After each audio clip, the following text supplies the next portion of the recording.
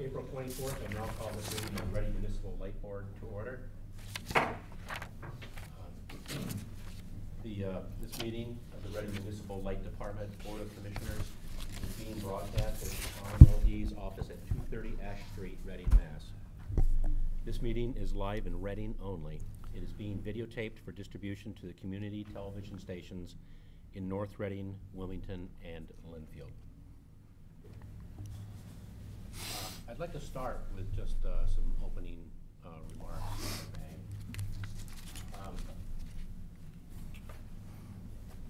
All that we do here pales in comparison to the events of these past 2 weeks. We cannot express enough our sorrow to the families of those that were killed or injured by the cowardly acts of terrorists at the Boston Marathon, MIT, Watertown, and other parts of Boston. We as a country, and certainly New England, as the initial founder of freedom for this great nation, have never bowed to terrorism of any kind. Yet we recognize that words provide little comfort when faced with the loss of a loved one involved in such a terrible event.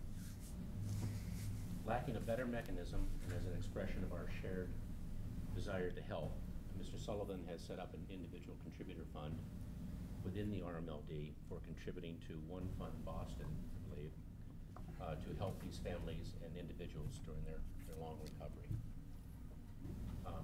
I'd ask any members of the board or the CAB or the public at large, if you care to make any additional comments, please feel free.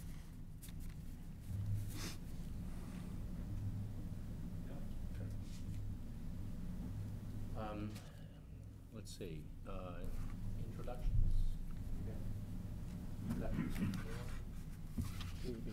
Oh, the CAB. Yes. Dave Nelson, CAB. Yes. Yes. Thank you, David. You're welcome. Selectman? Yes. Bob Siri, ready. Bob, nice to meet you. John Arena, ready. Hello, John. If we could move on to the very first element, which is the report of the board committee for the general manager search committee. As you know, we've retained a professional recruiter to solicit individuals for the general manager position. We feel this has been very successful, and the committee is now performing the initial interviews of these candidates. This work will be completed over the next week or so, and we hope to bring the candidates before the board immediately after that. If needed, we will call a special meeting to expedite the process.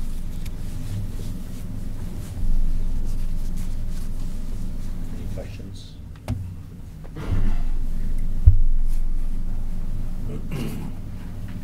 The very next item on the agenda is the report of the chairman for the results of the town meeting and RMLD's legal counsel on the Reading Home Rule Charter. This is relative to the March 27th, 2013 RMLD vote on the interim general manager. And only the RMLD board members received this since it's in draft form. As you're aware, we did receive a letter from the town manager indicating that the town felt that our March 27th vote was not legal that we had conducted. We did retain counsel to examine this with Rubin and Rudman, and counsel has returned a letter. It's probably 7 pages long or so. But the bottom line of the letter is that they feel that the town is incorrect in calling this an illegal action, and has substantiated it with numerous examples of case law. I did ask Deidre Lawrence to be here this evening. I don't know if maybe she's caught in traffic or whatever, but just in case anyone had any additional questions. What I'd like to do is get a motion from the board to send a letter of response to Mr. Peter Heckenbleckner that shows this legal opinion so that it's open and people can look at it. And I have it attached. I would like to just read that letter here. thank you for your concerns about the validity of votes taken by the RMLD on March 27, 2013, related to the interim general manager's position. We appreciate your interest in maintaining the correct process for our actions at the RMLD, and we would like to respond appropriately. We have asked council to review the letter and please see attached their response. As such, we disagree with you on both of the issues you raised in your letter, and we maintain that all votes and actions that occurred were within the purview of the RMLB. We would also ask that you please rescind any comments made to any public newspapers, Reading Patch, etc., that implied that the RMLD board actions were illegal in nature. Respectfully submitted, John Stepek, Chairman. Hello, Peter. Can I get a motion to forward this letter and document it on to the town manager? So moved. Can you read the letter again, please? So everybody. Sure. I would read the letter again. Dear Mr. Heckenbleckner, thank you for your concerns about the validity of votes taken by the RMLB on March 27, 2013, related to the interim general manager's position. We appreciate your interest in maintaining the correct process for our actions at the RMLB, and we would like to respond appropriately.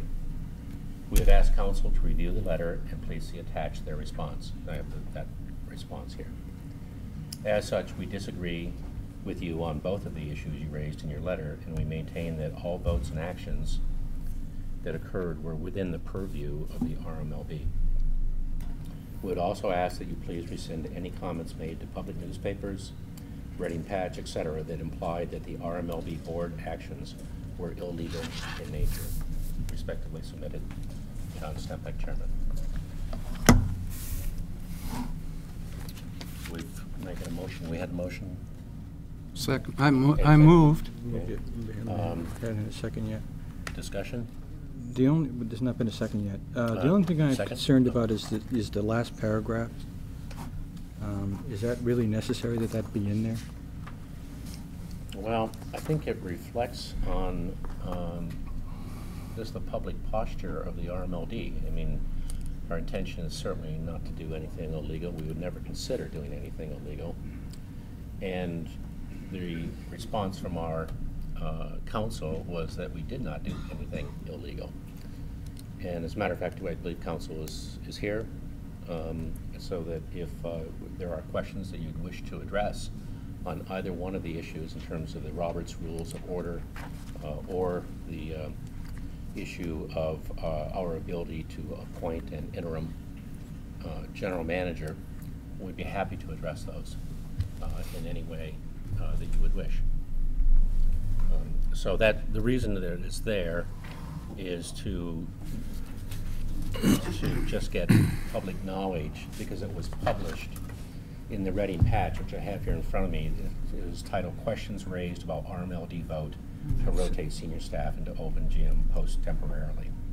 And so there are people that are quoted in this, including Mr. Heckenbleckner, Mr. Arena, Ms. West, suggesting that things have been done inappropriately. And so what we'd like to do is just clear the air and make sure that any public forum where this occurred, the air has been cleared, that we did not want to intentionally do it, and certainly that our council doesn't believe that we have done anything illegal in our actions. Does that answer your question? It does. I mean, I just don't see that the last paragraph as being appropriate to be put in this letter. I mean, I think the first three paragraphs are fine, that we disagree with the issues, but I think asking, for a public attraction is not something we should be doing. Any other thoughts, comments? Just that, I think you have every right to write the letter you'd like, John, but at the same time, the letter's fine without that too, and I think if the record's been cleared by our council, then Right. the facts speak for themselves very loudly. I think the point has been Okay, made. thank you. I agree. Okay. We will take that out of the letter. All right. The motion has not been seconded, so You want a new motion? Someone second the motion? Well, the motion is right now on the table to leave it within. Do you want to change your motion so you take that last paragraph out? I'm happy with that. To take the last paragraph out. Yes. So the motion, I'll second it with, the motion is that we approve sending the letter with only the first 3 paragraphs and not with the last paragraph, is the motion. And I'll second that. So take a vote. Yep. Please raise your right hand. All in favor? Okay. Motion Yep. carries. All carried. All members agree. Yeah, the letter, underlying letter, may I ask a question, Mr. Chairman? Sure. I'm out of line, but is the lawyer's letter itself public yet? No, it's just within the group, I believe. Where is that? It should be. What's that? That letter should become public. Oh, it should become public, yes, Yeah. of course. Can we make it public now? Oh, Yeah. yes. I have a motion to make the letter public now, please. So moved? So seconded? Yeah. All in favor? Please raise your right hand. Thank you. Passed by the board of RMLD. Okay. It's now public. Right. Mr. Chairman, you made mention that that was a draft. Is it a draft or is it a final document? It's now a final document where we have removed the last No, the sentence. document Oh, the document from the, from your, I'll from get up council? front if you Oh, want. sure, go ahead. Yeah, why don't Yep. you come up here, Fred?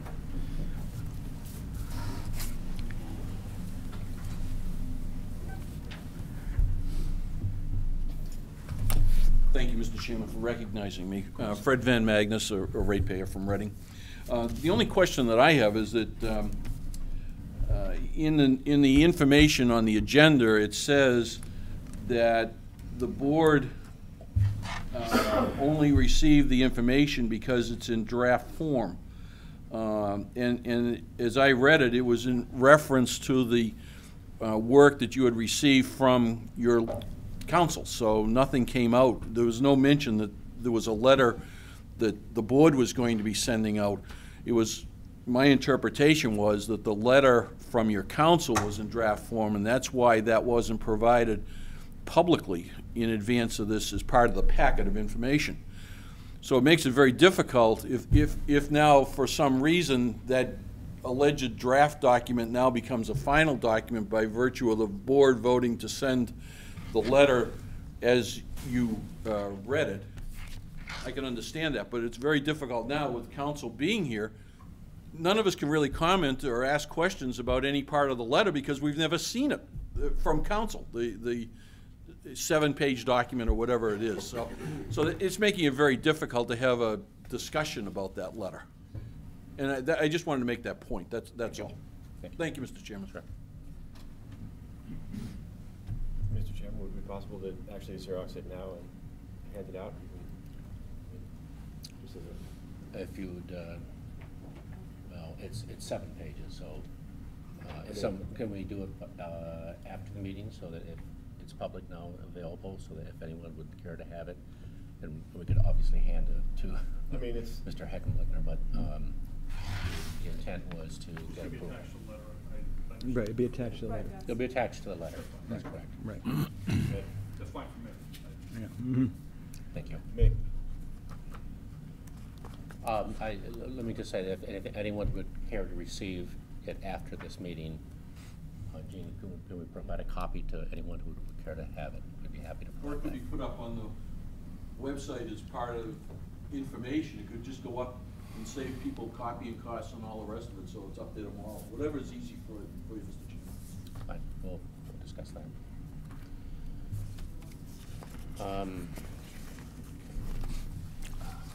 Excuse me for a second.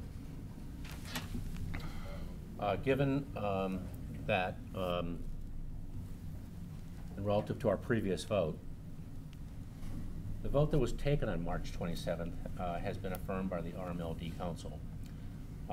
However, the person who was involved in that, Jane Parenteau, has responded that at this point in time, rather than rotate into the interim GM position, she would rather see the board be successful in hiring a new general manager as quickly as possible. She has an extremely full workload and wants to see the RMLD continue to serve our citizens. and to put any remaining issues of leadership aside to get the job done without any distractions. We'd like to commend Jane for her professional attitude and to thank both her and Kevin as we work our way through this difficult transition period. As such, I would like to ask the board for a motion to retain our present interim general manager, Kevin Sullivan, until such time as the board appoints either a new general manager or elects to appoint a different interim general manager. May I have a motion? Yeah. Move that the commission retain our present interim general manager, Kevin Sullivan, until such time as the commission appoints either a new general manager or the commission elects to appoint a different interim general manager. May I have a second? Second. Discussion? Yes, Mr. Arena. Mr. Chairman, the original motion, as I understood it, created, there's two versions of this rolling around, but I thought it created an instance of more than one potential candidate that we. Oh, yes, would you care to? Yes, Yeah. thank you. Thank you. All right. Hi, John Arena, Reading ratepayer. Mr. Chairman, as I understood it, the original motion created a temporary assignment whereby one or more persons could, in series, occupy the role of interim manager. Is that correct? The initial intent was to do that, to rotate people into that position. Yes. Nothing I've heard tonight in the amended motion rescinds the multiple roles or the temporal nature of that. I understand the retaining of the current, but it would seem to me you need to tear down, you need to reconstruct the office the way it had been constructed previously as well. Actually, Mr. Arena, when we release this letter from council, you'll see that we really don't have to do that. Could you enlighten us? I'd like to ask our council to enlighten you with what we're able to do within the RMLD purview of choosing a general manager. The intent was to be temporary, and that was the intent. And I think when you see the final document, you'll realize that that was indeed the case. So there's no need to rescind what we did previously. We're just putting in place what is already there. And that was the intent of the motion. You may come back if you wish. Sure. Deidre, would you care to add anything? I'm not clear if the question is around. Oh, could you come to the microphone? Can you turn the microphone, Yep. Deidre, for the cable?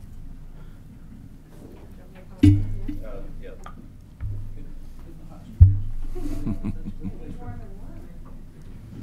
That's a good place for it.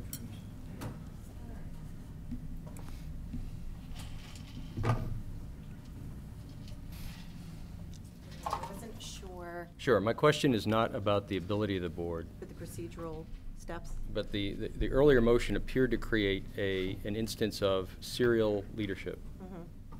And it's within the purview of the board to make such a motion. That's never been the question. The question was adherence with the town charter. The board is certainly within its authorities to create a leadership structure of its own design. My question was, given that that was created a few weeks ago, what does reinstatement mean in the context of the earlier motion of having multiple persons? Okay.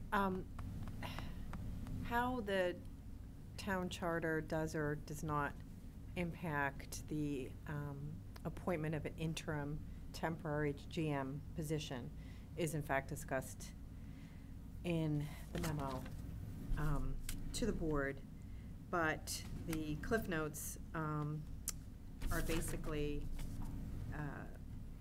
that charter provision talks about hiring and removing the general manager. We don't view the position of interim general manager on the same footing as the position of general manager. So, assuming, for the sake of argument, that that charter provision applies, and also discussed in this memo is our view that it in fact doesn't, but if it applies to the actions of the RMLD, It doesn't apply in this instance because we're not talking about the permanent position of GM. It's just an interim filler temp type of position. So that's the first reason. The second reason, which I don't know if I want to get into a big, or if the RMLD wants to get into a big debate here, but it's addressed in the memorandum that town charter provisions really can only apply to the actions of a municipal light board to the extent they don't conflict with Chapter 164. And there is discussion in this memorandum that we think that that provision is not necessarily compatible with Chapter 164, which discusses in detail how and when the board appoints a GM. This is getting into legal minutia. You're much deeper than I intended. My question was not on the legal basis at all. My Okay. question was on if last week the vote was to have 2 persons or 3 persons occupy a seat serially, 1 month, 1 month, 1 month.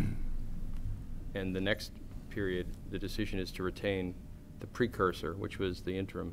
Isn't it necessary to recast the role to not any longer be the 3-person serial? You're just wondering procedurally if they need to sew up the old one? Motion, let's have 3 people occupy this seat. Mhm. Motion, let's have 1 Unmotion? person. Well, what does it mean? Reconsider. I don't see that they have to do that. It sounds to me like you're talking about maybe Robert's rules or something to do with procedures, and Not at all. they don't It's need the to org- undo anything. It's the org chart question. It's nothing to do with Robert's rules. It's the organizationally, if you have 3 managers occupying a seat serially, and that's the will and best view of the board, and the decision is now to revert. Where's the motion to revert to the prior org chart? I think it's subsumed in the actions they took tonight with that vote by saying, first of all, they made an announcement that Ms. Parento declined to serve in that role. That's correct. So. But that role still exists. She may not choose to serve in it, but that role still It only exists. exists as long as they say it exists. So by taking the vote tonight, that no longer exists. I don't see that they have to take a formal vote to unappoint or unfollow the rotating 3 GMs. Okay. Thank you. Thank you, Mr. Rayner. Thank you. Mr. Chairman, Yes. the vote on March 27th said appoint senior staff on a rotating position with Mr. Sullivan and Ms. Parento in those roles. So it was two names only. And if Ms. Parento said she does not, she has her plate quite full right now, then it is Mr. Sullivan. Thank you. And do we even need this motion? I think we need the motion just to be very clear. Yes. And- Okay. Yes. And that's really what I was trying to do, is to try to make as clear as possible that we're trying to do the right thing and be very explicit, as opposed to getting sort of tied up into the intricacies of who's doing what to whom on any given day. So let's, if we could, move forward. Mr. Chair. Yes. At the last meeting, this is the motion that was made, April 10th.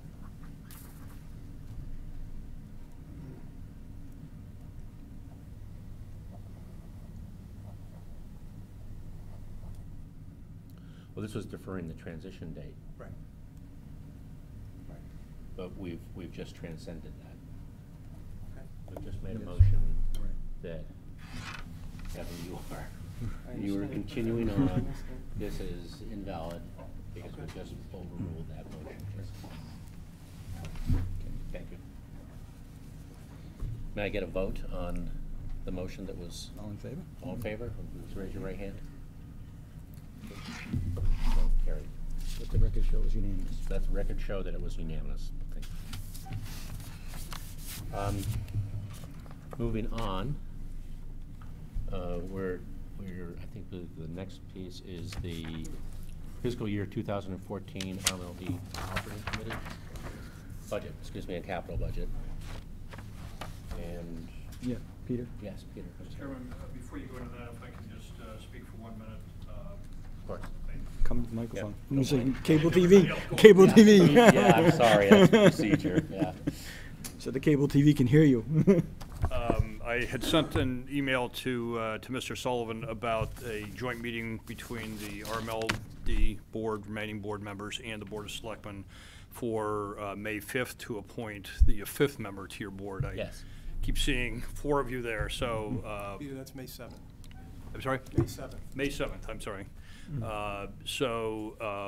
It's important probably to have all the members of Board of Selectmen, all the members of the Light Board there. It's a very important issue, obviously. Are all 4 members available on the 7th? Yes, Yes. yes. Okay. Yeah. So that will be good, I think, to get 5 smiling faces up there. Peter, just for the record, I won't be there. You won't be there.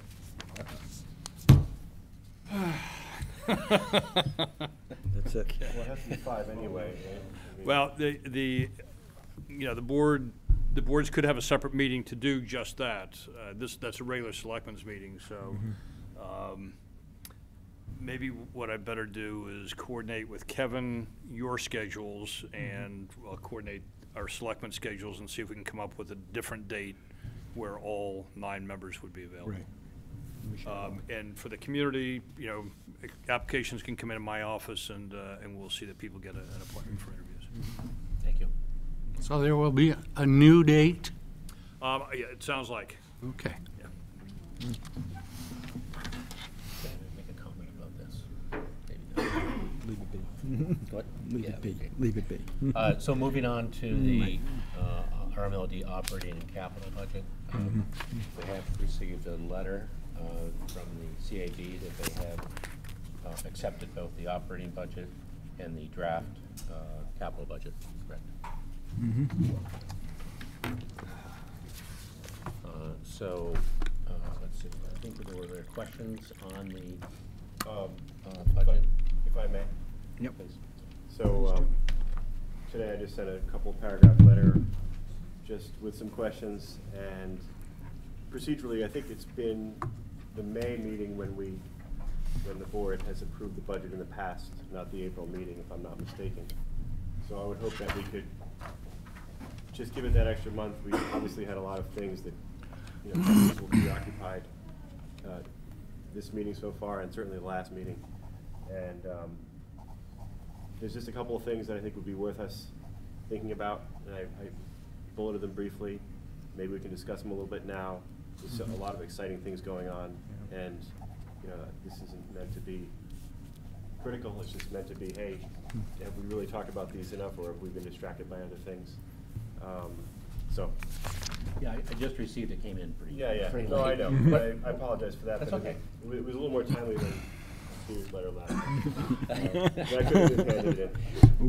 What I'd like to suggest, Well, I didn't mean it that way, but if it's acceptable to everyone, including you, David, what I'd like to suggest is we get maybe an interim committee or group together to go through these two, because I think they're both good ideas, and please, I would like you to mention both ideas.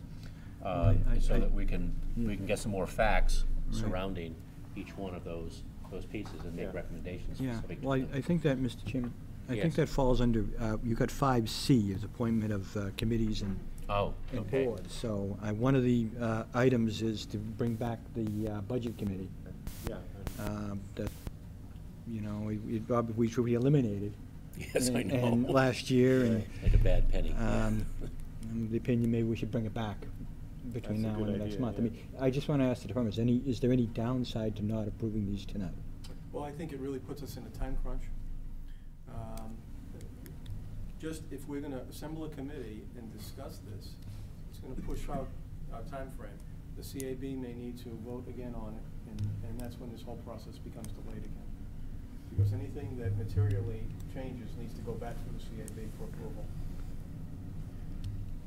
But I mean, hasn't it always been the May meeting? So I mean, it's not that unreasonable to say, let's vote it at the meeting when we usually vote it.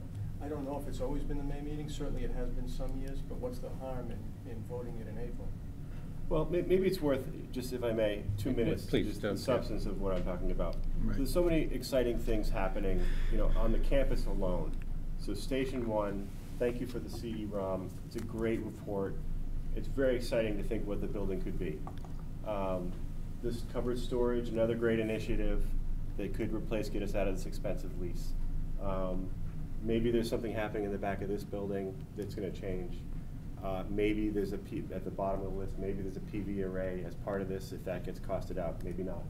But with four things happening on this campus, it just seems like, let's do a site plan. It's worth the money to get a planner in to say, here's how these pieces fit together, and maybe as part of that, at least have a preliminary idea which way Station 1 is going. Is it always just going to be dead storage?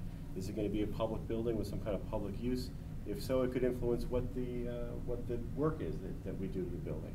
Are we blowing out all the windows and putting nice new windows in? Are we changing entryways?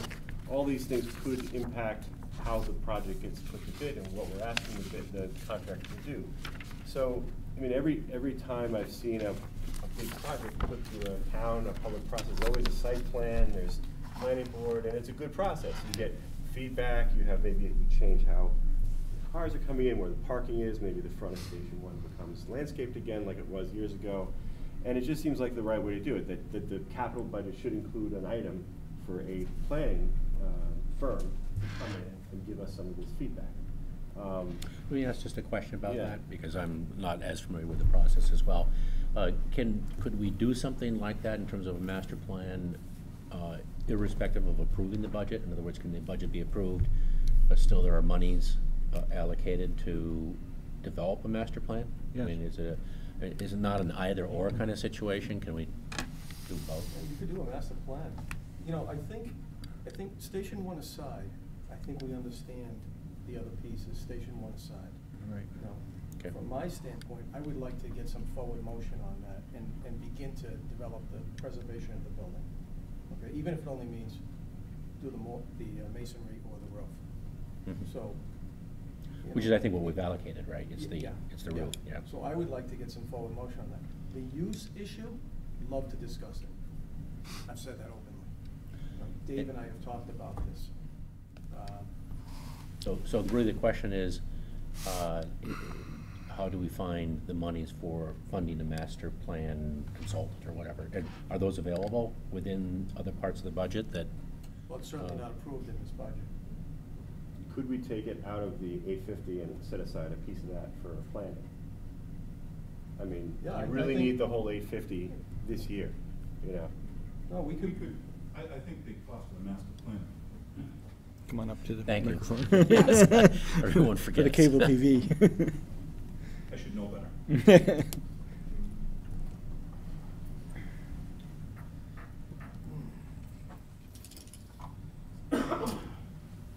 Yeah, I mean, I think you have a good point about, looking at a master plan, and I think part of this process would be to evaluate the site. I think there's enough money available that we should be able to do a master plan as part of this project. And, there are a lot of things going on within the yard. We have traffic flow, we have, the building 1, we have the covered storage. So I don't think that a site plan would be an exorbitant amount of money. We should be able to work that in and, again, present to the board what that plan would look like. But, I would encourage the board to support the capital plan as quickly as you can so we can move forward with preparation. But we will do a site plan in conjunction with the planning and preparation for the other jobs. And certainly, we always communicate with the board about what's going on. So, there'll be opportunities for your input as well. So, I mean, that sounds good to me. I just wonder, okay, if we approve this 850, can it be broken out where there's a planning piece that's in the budget specifically, and that we understand, and so, I don't know what the formalities are, but that gets done, I think it's worth doing that first. I'm fine, great to approve it. I'm all for the preservation. It's not a problem. We can, we can amend my capital plan, one of the items, to include a site plan review and a site plan, you know, for. So that would be in the, this is a draft here, but it would Yes. be in the next section you would have Yes. it Yep. explicitly called out. It will to say that. site plan. And then before you go putting stuff out to bid, you know, we'd see that, the drawings, and we'd see what's actually being put to bid, and maybe we could even accelerate our decisions on what the use would be. I mean, it seems like we kind of all, we've talked about it for a long time. Yeah. So we don't need to really belabor it, but we can say, you know, this is a great building, let's make it a public, some kind of public use, and decide what that would be, and sort of put that on the fast track. I mean, the goal is to keep the board informed of what Right. we're doing. And, you know, I think it's, you know, we're here every month, and I think it's safe to say that that I'll personally update the board on our progress as we go through this. And, you know, there's planning and preparation that needs to be done, and we'll keep the board up to date on that.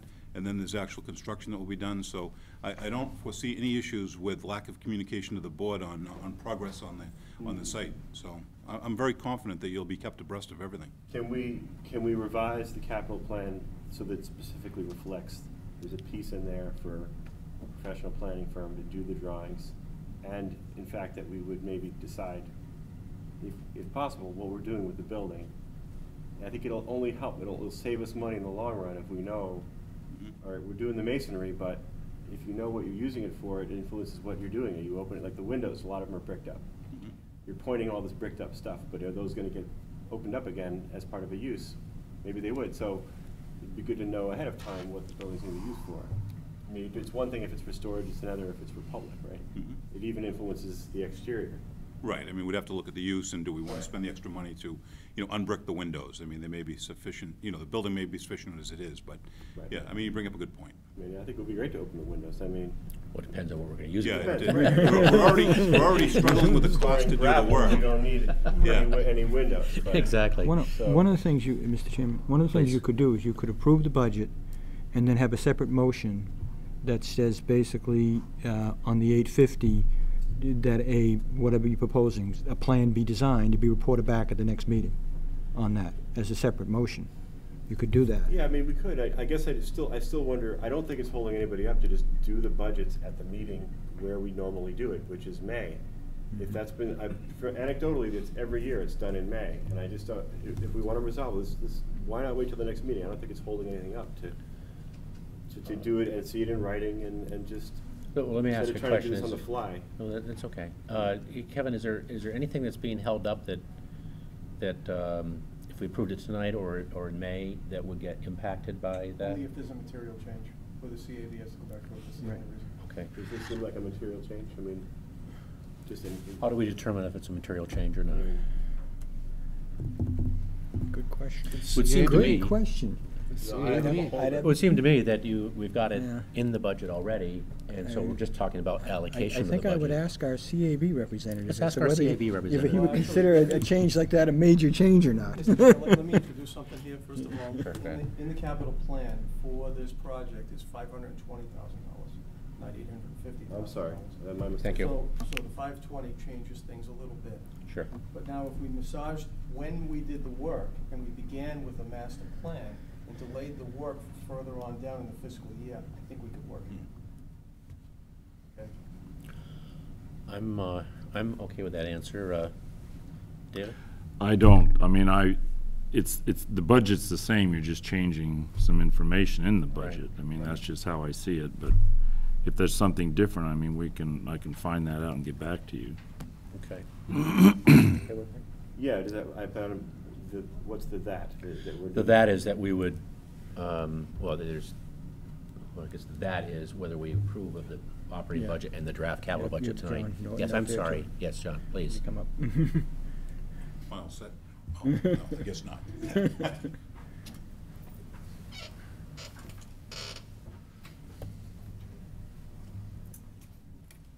Thank you, Mr. Chairman. John Norton, Chairman of the Citizens Advisory Board. To basically answer your question, historically, what we have looked at is a movement of $200,000 or more, either way, up or down. If that happens, then the whole thing has to come back to us for reapproval. If you move within the budget, that doesn't come under our purview. So it seems like we easily will not meet that threshold. So you say bottom line, John. That's right, as long as your bottom line remains within a $200,000 up or down, Yes. that's fine. If you're just moving dollar figures for purposes of what you're discussing here, that has nothing to do with us. Because basically, the bottom line would still remain the same. Right. It's just that you're doing something different within the figures within what constitutes that bottom line. Great, thank you. Thank you for pointing that out. It's excellent. So that seems to answer this one. I still would say, let's give it the time, not rush it now and do something on the fly, but see how that wording will change and do this at the next meeting if that's not. We've had a lot on our plates tonight and last meeting, and you know, we only first saw this budget at our last meeting, and then we got consumed by this other matter. So. I don't have any issue with delaying it. I'm just asking Kevin if there's any issue with delaying it. And if there is, we'll do it now. No If there issue, is- but I have a motion ready to go Ah, for the master plan. oh, please. Yep. So, would the board entertain, we're jumping to the capital ahead of the operating here. Would the board entertain, move that the RMLD Board of Commissioners approve draft one of the fiscal year 2014 capital budget in the amount of $6,102,008 to include a master plan at the Ash Street campus based on the recommendation of the RMLD Citizens Advisory Board. Okay, I guess before we would get into that, I did raise another general point about the capital budget, which was there's a few goals we've had out there about load management, about what to do with the rec money that isn't in the budget, and about maybe doing some own generation, which has included some research into storage, which I think from what you said, Kevin, is a 10-year payback on 3 megawatt storage. Actually, look further into it, I entered 20-year. 20-year payback, okay, well, that changes things. So, I mean, I would still think a long payback is okay for something that gets rid of 20 to 30 cent peak purchases from oil-fired power plants.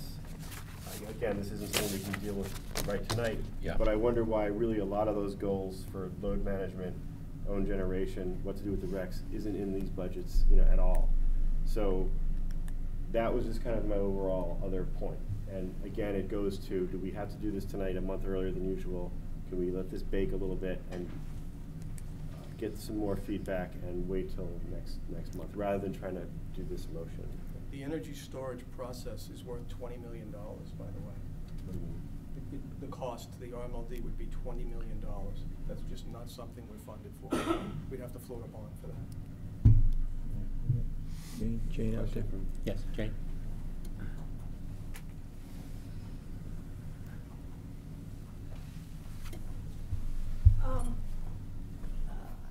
Good evening. I just wanted to talk about the storage opportunity, and our department, my department, is responsible for managing wholesale power supply costs, which include capacity, transmission, and energy.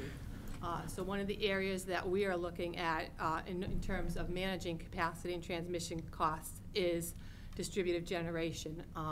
After the in the December meeting when we were talking about the building presentation, one of my employees approached me to talk about clean energy, and we were discussing the battery storage.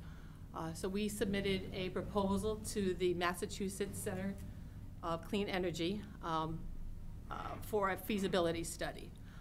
We were notified in late March that as a municipal light plant, we didn't qualify for the proceeds of that grant.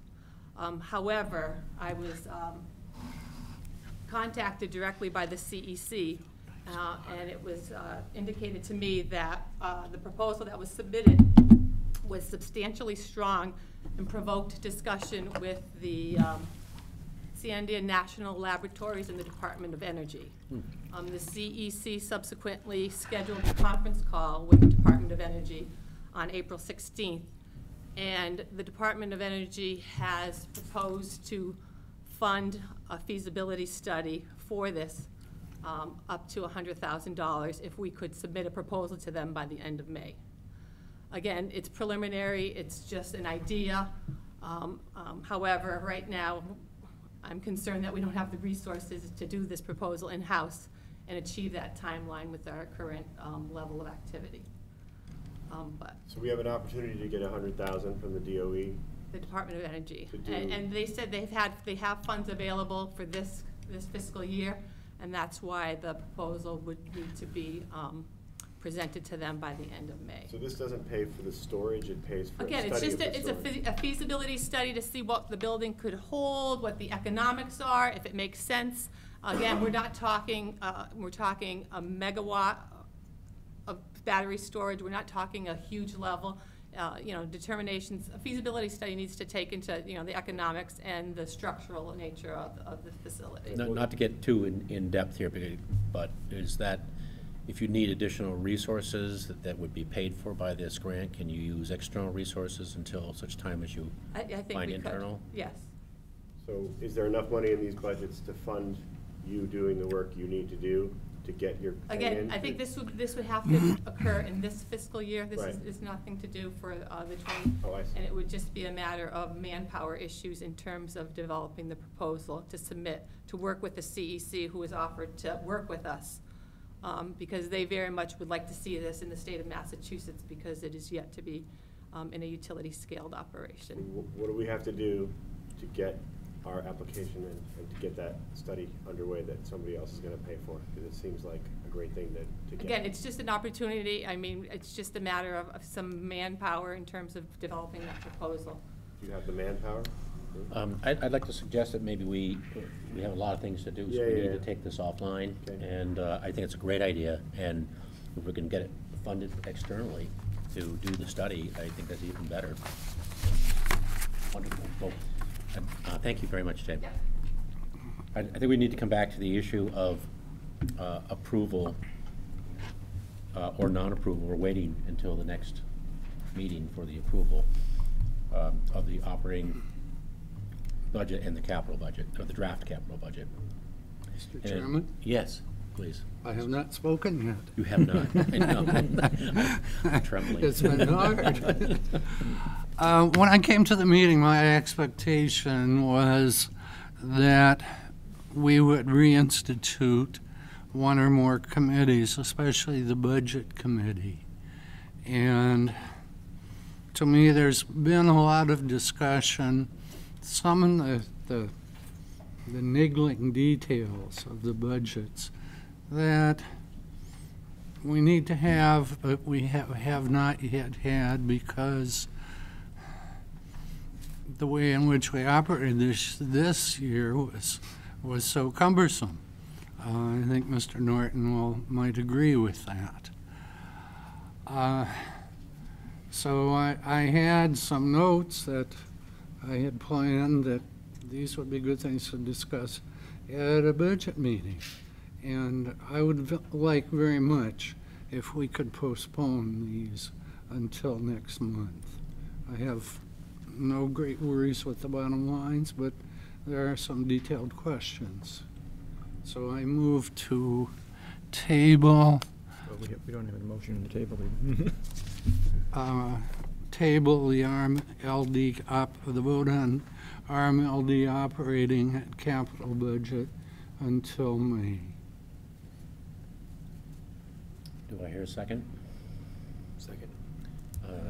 Any further discussion? What are we actually tabling? Because we don't have a motion even on the table. There's no original motion on the table at this point.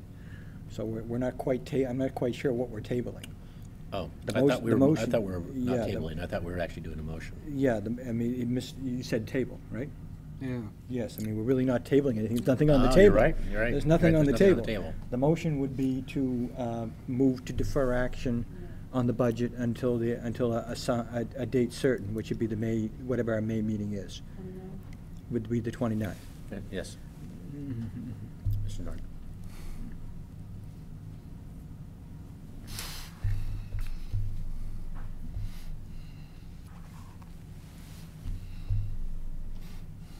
Again, thank you, Mr. Chair. I would just, one word of caution to the Board of Light Commissioners in postponing this thing into May, that if you exceed that figure that I just gave you, the whole thing has to come back to us. And we have, by the 20-year agreement, 30 days in which to act on that up or down and resubmit it back to you. Now you're getting into potentially June, July. Once you get into that time frame, I can't guarantee you that I'm always gonna be able to get a quorum with my board.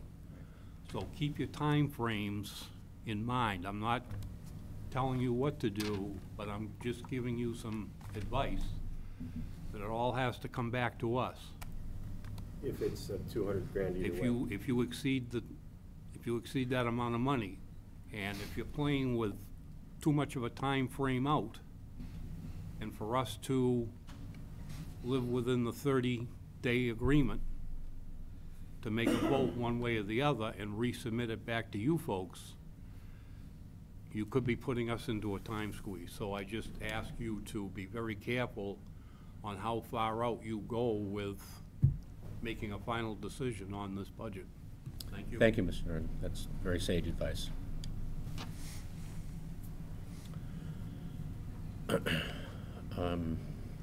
So we're in a little bit of a quandary here then. Thank So you, can we back up for a Mr. minute? Pacino, for editing my Motion. my motion. It's to defer action. To delay action until a time certain, which is the May meeting. Is that the motion? Yes. That's the motion. And I'll second it, and if I may just add, I would certainly have no intention of going either way in those. Okay. One of the things I will suggest, if we form a budget committee, that it meets 2 weeks from tonight, so that we should set a, one of the things we did talk about, and excuse me, Mr. Chairman, I'm sorry. Please, go ahead. No, go ahead. You should be recognized properly. You're recognized. One of the things we did talk about, previous commission, was actually setting a second meeting each month, a definite night, so that we have that set up. And I Right. think for that, you know, that we meet within the next 2 weeks, the budget committee, if we form it tonight, which I assume we probably will, that we meet within the next 2 weeks on that. Is there any more discussion? The only other detail, I'm sorry, we have to vote on that, right? We have to vote on it, okay. Or is there discussion on just the vote, or is it discussion? No, it was just discussion relative to this portion of the motion Of the that was being motion, made. okay. So if we could take a vote on this motion, as stated by Mr. Sully, to delay the operating Operating and capital. We're budget delaying both. until the May meeting, You at which point. move to delay both, right? Yes. Okay, yes. Can I see a show of hands, please? Right hand. Let the vote show that was unanimous. Thank you. May I ask? Do you have another? Yeah, go ahead. Yes. Just wondering, can we, before this, if we establish a budget committee, I mean, 2 weeks, can we get whatever the payback or estimates are on the PV array or the solar garden or whatever we've been calling it that's been discussed for quite a while? So that we at least know what that would cost. Is that possible to get? I mean, when does it exist? Sure. That's not even the budget. No, I know, but we just started voting on the budget. So, in theory, if there's money needed for a study or for initial work on such a thing, it's not inconceivable that we back on it. I'll do the best I can. Yeah. No promises on that. I mean, it's Thank been you. discussed. Very short timeframe. But it's been discussed for a long time, and the rec proceeds have been discussed for a long time too, so. I mean, I think that's something that within, again, the purview of the board, if we choose to set up a demand-side committee to investigate this, so we have data available prior to this meeting, so we don't discuss it all in the meeting. I think that's very appropriate. Can we move into the committees and assignments? And let's see, do we have a motion here? Oh, additional committees to be, so the question on the committees is whether we, two questions really, is do we have the correct committees here, the audit, the general manager search committee, public relations committee, the assignments for account payable and assignments for payroll. Has everyone had a chance to review those, and are those That's fine. correct? Mm-hmm. And then secondly, should we form a budget committee, reform the budget committee that used to exist, Mm-hmm. to discuss exactly what we just voted on? Mr. Chairman, Yes, Mr. Sullivan. I move that we reinstitute the Budget Committee, the Power and Rate Committee, the General Manager Committee, with the Budget Committee to be staffed tonight, and the other two to be staffed at our May meeting. The budget committee, I understand. What were the other ones? The power and rate? Power and Rate, And General Manager, and I'll briefly explain them. Power and Rate, for those who really want to get into the nitty-gritty details, they could meet with the energy services, typically when contracts would be coming up, and learn those details, understand them, sometimes that's hard, and come up with a recommendation for the board. Typically, it met a couple of times a year, maybe 3, depending on whether there was power to be purchased or not.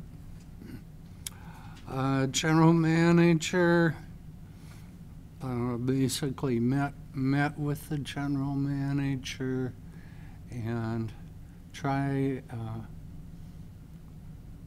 came up with the list of goals for the year on which the compensation was based, and at the end of the year evaluated how the GM did towards that.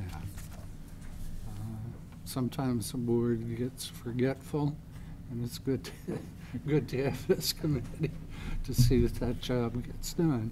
if I may ask a couple of questions on those. On the power and rate committee, is that something that we really would have any influence on? I mean, that's inside the organization, and that's the general manager handles all the operational aspects. So would this just be for informational purposes? We approve contracts. Right. So if there are power contracts, it's good that we try to understand them before we Right. approve them. Right. The way it worked before was the Power and Rate Committee basically got the first run at the power contracts and made a recommendation to the entire commission as to whether to approve the contracts or not approve them in terms of that. So that was really. And sometimes energy services, when green power was all the vogue, they might come to Power and Rate Committee with a parcel of, here's proposals from various companies out there that are green, and they think they can offer power at this rate. And what are the dates on it and things like that. And in many cases, it would sort of come out of their consensus that those look a little too pricey, or in some cases, those look like pretty good thing. We'll bring them to the full board. My sense is that it's certainly is a valuable committee. My only qualification would be, given the workload that's now existing within that particular department, is there time to do this? And Jim, would you care to comment on that, please?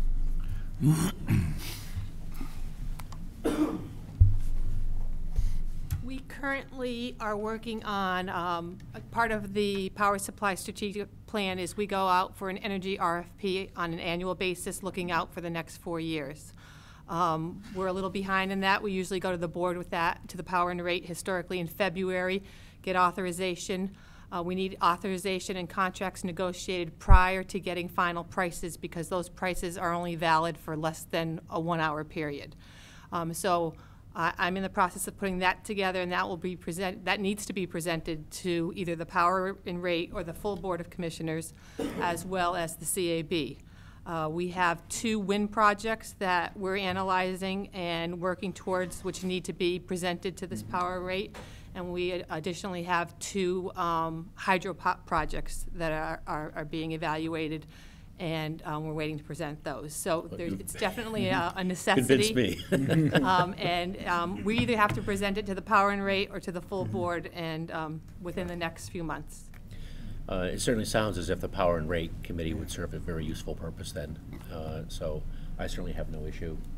I don't have an issue. I just wonder why what's wrong with us doing it to the whole board? I mean, it's so important that why wouldn't the whole board want to hear about all of it?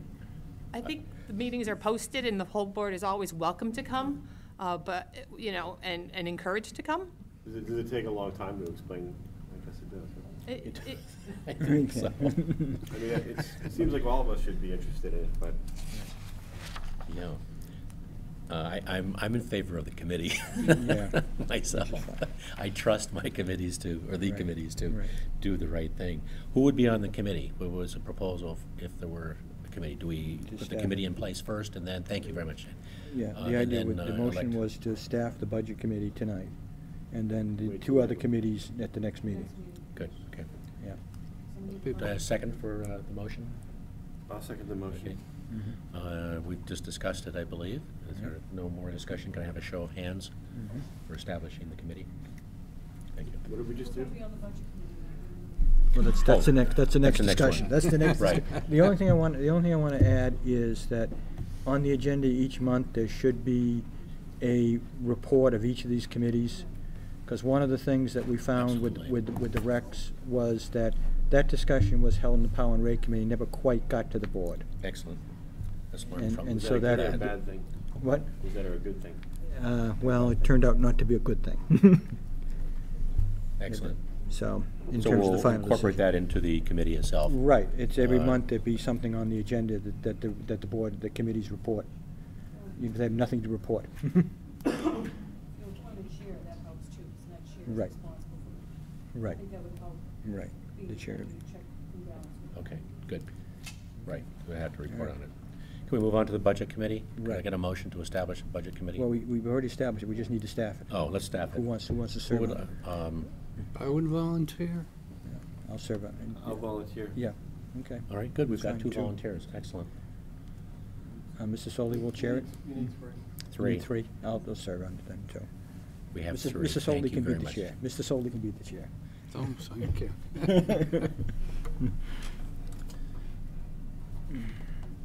So move to approve those on the budget committee. Second. Can I see a show of hands for the approval of the Budget Committee? Yep, bingo. It's noted that it's been unanimous, thank you. So we have the meetings in 2 weeks. 2 weeks. 2 weeks. Wednesday meeting. Wednesday, May the 8th. Yep. 7 o'clock. That's fine with me. May 8th is fine with me. Coordinate with Mr. Heckenblake. Hopefully he doesn't. That could change based on. Right, conversation, okay. but we'll Yeah. try for that. Did we also create the General Manager Committee just now? Yeah, we did. I think we deferred. We deferred Staffing, staffing yeah. that. I mean, that's more of an annual thing in terms of that, so. So I think we're on to the, what I call the Code of Conduct at RMLD board meetings. It is in draft form.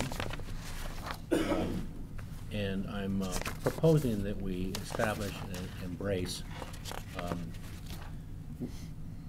a code of conduct to be done at all these meetings, or to be read at all these meetings, because I think it should be a very mutual type of document that we show each other respect, whether we're from the public speaking or whether it's from the board speaking to the public. And I've gotten the feeling that that has not always been the case here. So what I'd like to suggest, and I'll read it, and then we can certainly have a discussion on it, or whatever we would care to do with it. But prior to opening a meeting to public comment, we would establish a few rules of conduct for these meetings, which will be repeated at every meeting. First, a statement of who we are. The RMLD board is a body of elected volunteers who have chosen to try to serve our communities with the goal of providing reliable electric power at the lowest possible cost. Secondly, the RMLD board will be focused on facts at our meeting, not conjecture, and will hold all public comment to the same standard. If you wish to discuss facts of performance and or non-performance by the RMLD, which can be documented, we welcome your comments and constructive criticism. We believe in being courteous to everyone. The board will not tolerate any individual who chooses to question the character, motivation, or qualifications of any member of the board or the CAB. And fourth, as a prerequisite to be recognized by the board to speak, we would just ask that everyone acknowledges that they understand what was just presented.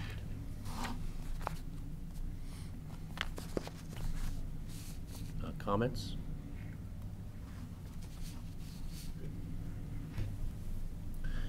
Could I get a motion to approve the adoption of a code of Maybe you conduct? got a comment, Evan? I'm sorry, yes. Yeah. Mr. Mancuso. Just a quick observation. I think it's a great idea. David Mancuso, ratepayer in Reading. I think it's a great idea to have a code of conduct. One thing I will point out is adherence to Robert's rules actually provides the exact framework that you are requesting in your code of conduct. And so as the board develops proficiencies as volunteers with the complexities of Robert's rules, I think the natural byproduct of that will be the kind of code of conduct you're after. The one thing I would say to the board is that I hope that you will encourage, as you say, constructive input from the ratepayers. There are many agendas in the energy industry these days, and this board is going to address many of those agendas. And many people come from many perspectives on those agendas, and some are informed and some are not. Sometimes it will be the obligation of this board to share information with the public that educates them about these issues. Sometimes the public will ask what will appear to be aggressive questions because they don't know. And so within that code of conduct, so long as the spirit of this board is to enable that transparent, open dialogue to make the ratepayer, who is who we all serve, who this board serves, I should say, understand the decisions of the boards, then I would support you completely in having that kind of code of conduct. A little concerned about some of the language because I think some people may take that the wrong way. I don't think that's how it's intended. So I would only ask you to consider that, if not in words, which are critical, then in actions. Thank you, sir. Thank you very much, Mr. Mancuso. And I completely agree with you. I mean, the intent of this was to just get something out there that people could wordsmith and that we could use as a mechanism just for establishing some courtesy guidelines for people. And it's really about facts. I mean, I don't want to deal, I don't think anyone wants to deal with conjecture. We want to deal with the facts of the situation, and if the facts need to be open and explored, I 100% agree. We blow it open. This is an open meeting, and we dig down and we find out what really happened, and 100% behind that.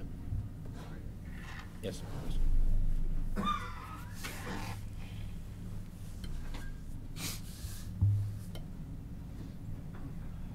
Thank you, Mr. Chairman. Quite frankly, I was hoping that maybe one of the capital items would have been some microphones in the rest of the room, and we could have really sped up this process. We'll take that under advisement. Yeah, you know, as long as it's within the 200,000 or whatever.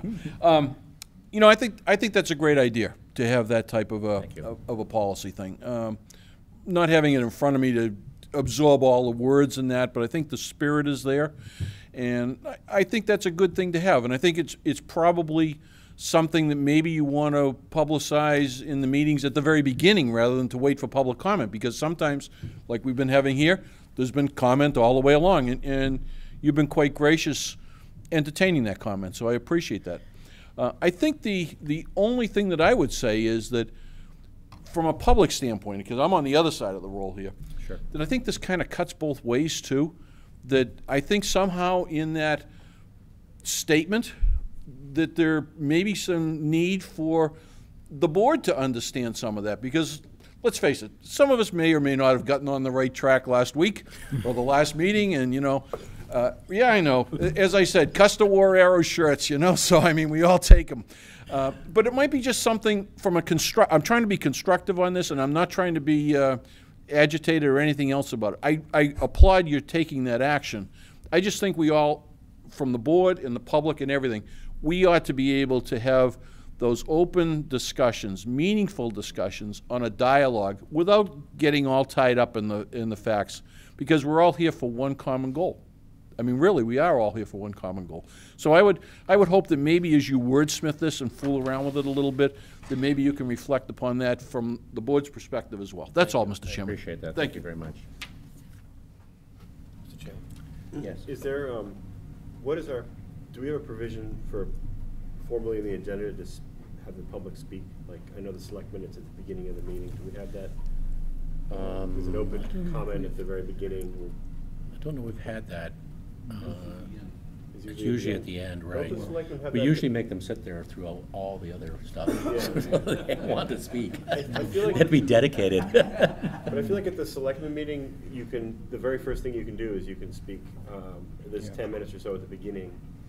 Am I wrong about that? No, you're right. No. That it's actually valuable, and it's friendly to the public, it's in the spirit of openness. You can, even if there's issues out there, you can take care of them early. And I would just suggest if we could adopt that too. I mean, I'm open to adopting that. That's fine. Is there any issue amongst the board or the CAB with No issue with that, having no. that I open? think that goes a little bit to what Mr. Van Magnus was So, saying. so your motion would be to add to each agenda a 10-minute period for public Yes, sure, I'll comment make that at the motion. beginning I of our will meeting? draft it. Move that we add a 10-minute public comment period at the beginning of every meeting. And that not one person necessarily has all 10 minutes. No, but maybe if we limit it to, Well, I think you use judgment. The chairman Yes. can use his judgment. Thank you, very good. If Yeah, you get into discussion. if you get into a Chairman, topic that needs a lot the, more uh, discussion, Chairman, We can then you So, would step in and say, let's discuss that further. I don't think we need a motion for that. I think that's just adopting. The chairman could just adopt that. We'll just adopt that then. The chairman can Right, adopt we that. don't need a motion for it. We'll Right. just So adopt You it. do the agenda. Right. Yes, we'll when just put you- it on the agenda. Right, when you do the Fine, agenda. thank you. Do we vote on that, or do we just have to do it? Okay. I would like to get a motion to vote on the establishment of a code of conduct, though.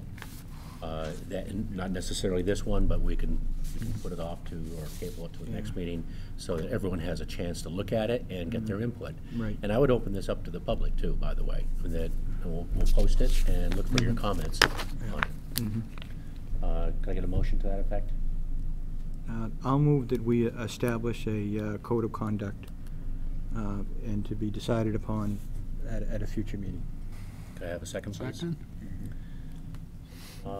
Show of hands for agreement? Thank you. Very good. Okay. The next item is the approval of the board minutes from the last meeting. Can I get a motion to approve the board meeting minutes from the last meeting? Move that the Board of Commissioners approve the regular session meeting minutes of April 27, 2013. Phil, it's March. March. All right, March. Close. Can I have a second, please? Second. Second. Any discussion of this? Okay. Yes, Mrs. Holmes. I have a question, Mr. Fournier. On page 4, it discussed the Department of Utilities report. Is it the Department of Public Utilities? DPU. Page 4, fourth paragraph, it's a single line, where it says Department of Utilities, insert the word public.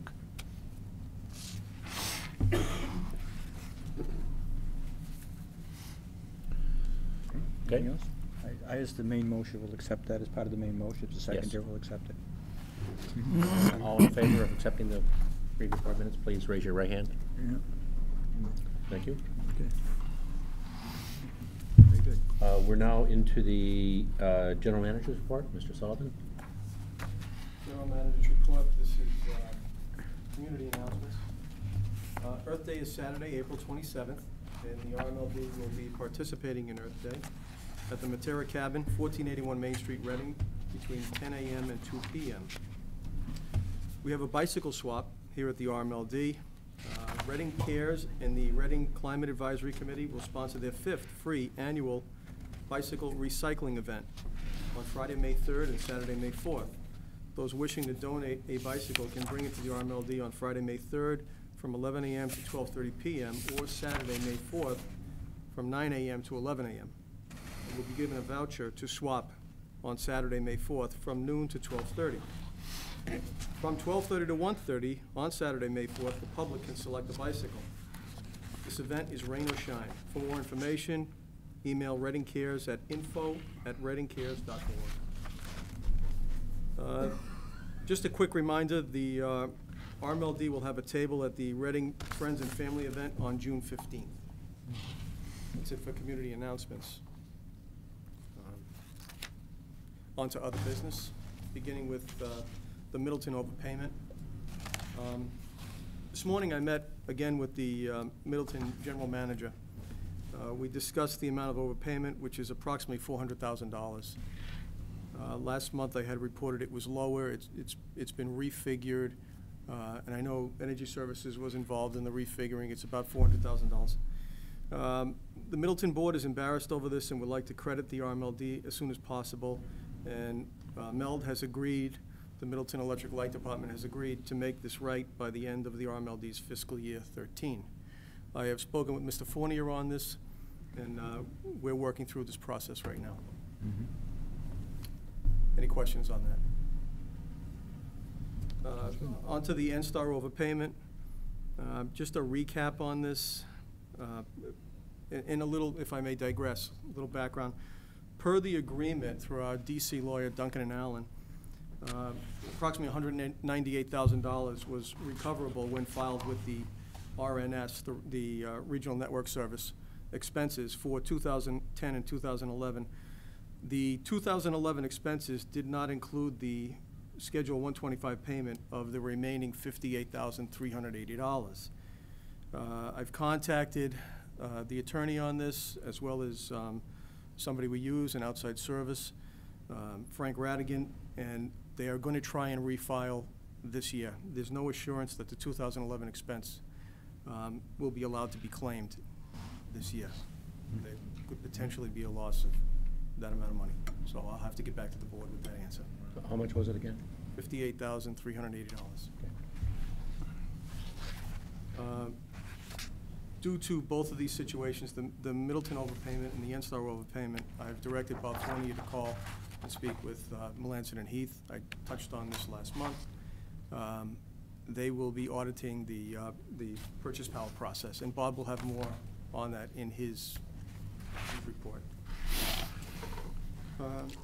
On to the MWEC update. The RMLD has received notification from MWEC relative to their new billing process, which is in place since late January. And the March invoice will be issued on Monday, April 29th. They expect the April invoices will be issued on schedule in May. So that's good news. That ends my report, Mr. Chair. Thank you. If there are no questions on that, could we move into the power supply report? Ms. Parento?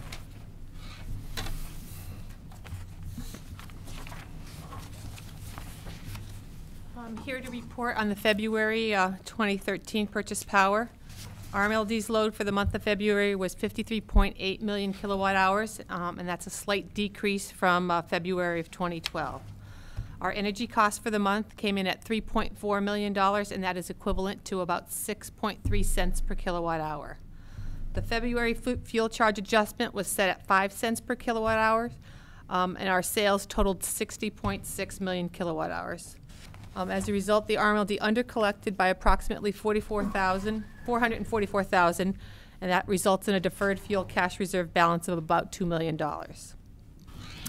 On the spot market, the RMLD purchased 8.8% of our energy requirement from the ISO at an average cost of $170 per megawatt hour. February's natural gas prices were 96% higher than January's average cost. Those came in at $21.17 an MMBTU.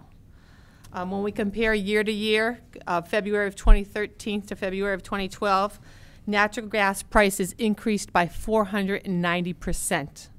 That's $21 compared to $3.61. And is that because of the pipeline glut that was happening? Yeah, right, currently the ISO is constrained, and they're developing a winter capacity study in terms of how to address shortage of gas supply during extended cold snaps and storm conditions. Along with the natural gas that tied to the real-time LMPs increased by 320%. As I mentioned, the ISO observed that the fuel uncertainty is escalating rapidly and is unsustainable right now. They're working with the stakeholders to address system reliability during the cold snaps and storm conditions.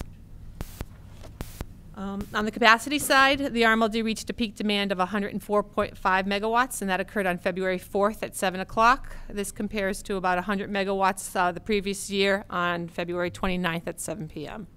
Our monthly capacity requirement was 211.8 megawatts, and our total capacity dollars for the month came in at $1.5 million, and that's equivalent to about $7.07 per kW month. On Table 4, it shows both the capacity and energy costs as well as the energy generated by the resources. Our February cost for capacity and energy came in at around 9 cents per kilowatt hour. Now, for the month of February, RMLD had 7.7% of our energy purchases from hydro generation. Table 5 talks about the RECs. They list the 4 hydro projects that the RMLD currently has signed PPAs. For quarters 3 and 4 of 2012 and January and February of 2013, the RMLD has a projected total REC value of $7,409, and that has a market value as of the writing of this report of approximately $274,000. Transmission 6, Table 6 talks about transmission. For the month of February, the transmission cost came in at $802,000, and that was about a 3.5% increase when we compare that to January. The energy efficiency report, Table 7 and 8. RMLD processed 1 commercial rebate totaling $13,000 in the month of February, bringing the total fiscal year for commercial rebates to $353,000. The capacity savings generated from this was about a little over a megawatt, and the energy savings totaled about 3,700 megawatt hours. On the residential side, we calculated a savings of 124 kilowatts and 92 megawatt hours of energy savings. To date, the RMLD has processed 885 residential rebate or appliance rebates totaling $44,300. And to date, through February, there's been 207 RMLD customers who have received energy audits totaling $41,400. Thank you. Are there any questions? I have one. Yes.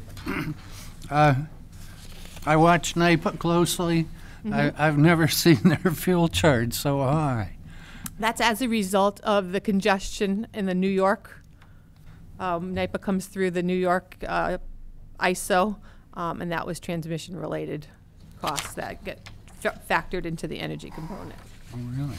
Okay. Thank you. Thank you. We could, the energy and operations report? Sure. Mr. Sullivan? This is the E&O report for the month of March. Looking at the capital plan, the projects worked on for the month with the Shady Lane Drive project and also Federal Street project, both of which are in Wilmington. Moving down to new customer service connections, we had no activity in the commercial or industrial customer services, excuse me. Flipping the page over to residential customers and services, we had approximately 30 to 35 services done during the month. Moving down to routine construction. Of note, as I report on every month, we had an increase of 13 cutouts replaced, bringing the fiscal year total to date to 153. On to the reliability report. And Katie, the Katy annual average is just a bit lower than what it was in February. The monthly average is 11 minutes lower than last month due to the feeder outage in North Reading experienced when we had the failure in underground cable. Although if you look at the value for the month at 47.94 minutes, the average March Katy over the course of the past 6 years has been 47.3 minutes, so we're right on target with the monthly average. Flipping the page over to safety. Safety values for the month has climbed due to the number of customers out of service. Again, I refer back to the North Reading cable failure. We had 1,266 customers out of service for the month of March. And you see the spike in the graph from way down bottom up to 0.50. Again, the average Katy for the month of March is 0.58 frequency of incidents. So we have been very, very low for a long time, and it just points out how an incident like that can transform the graph. On to the meter project. The department has begun the installation of residential meters after the snow has abated, thankfully, with the warmer temperatures. There are approximately 300 to 400 residential meters remaining to be changed out, most of all in Linfield. The commercial meter upgrade is being done simultaneously. And just as of today, we deployed the Linfield meters. And what we do in a situation like that is we deploy the meters on the fixed network, and then we'll read, and we'll make a comparison between each customer's consumption rates, just to ensure that what we're doing So is it's consistent. aligned. Yeah. Yeah. We've done that town by town by town, Linfield being the last town for it to be done in. On to the monthly statistics. Number of calls for the month was 74. Outage incidents were 10. Again, we had 1,266 customers affected by the outage during March. 1 feeder outage, 5 area outages, and 4 service outages.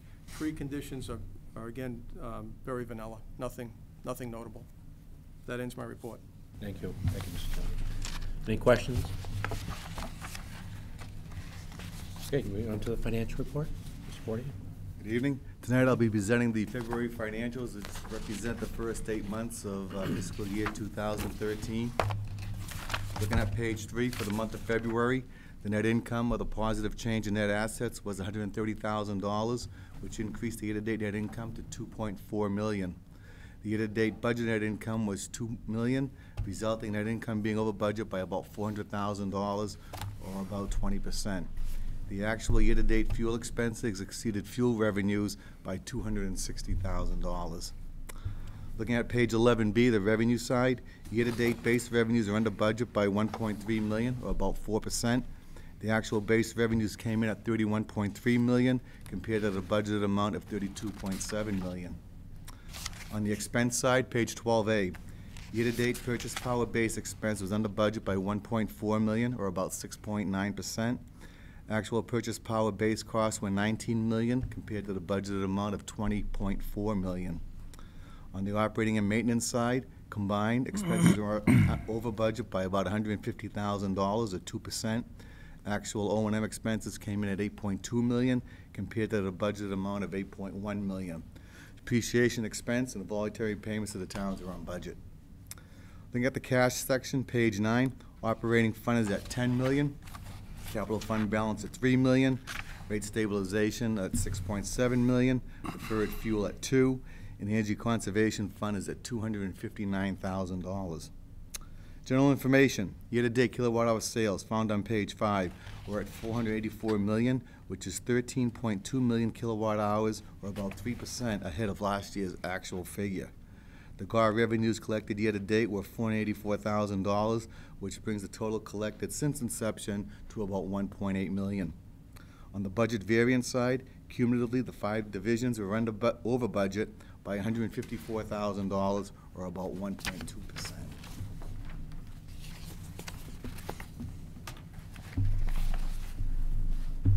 Thank you.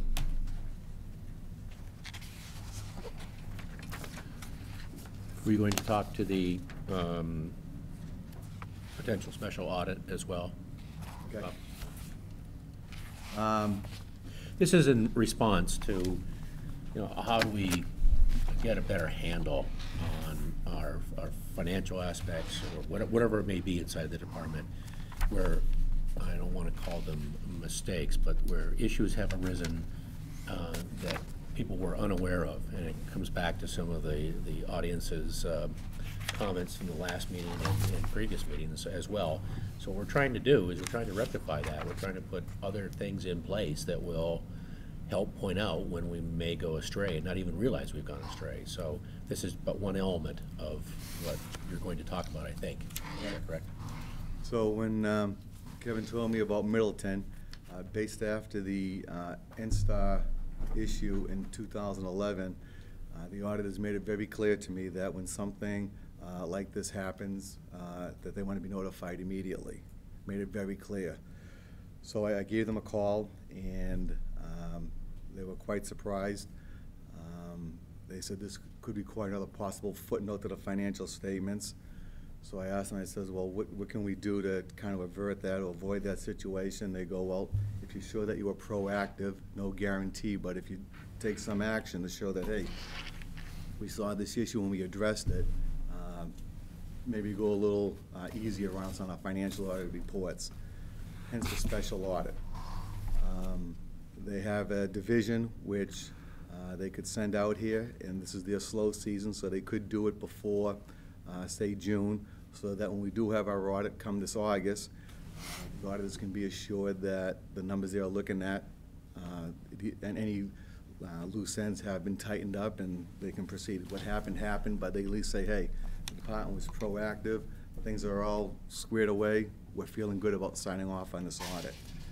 So it looks like the manpower from the auditing firm is available.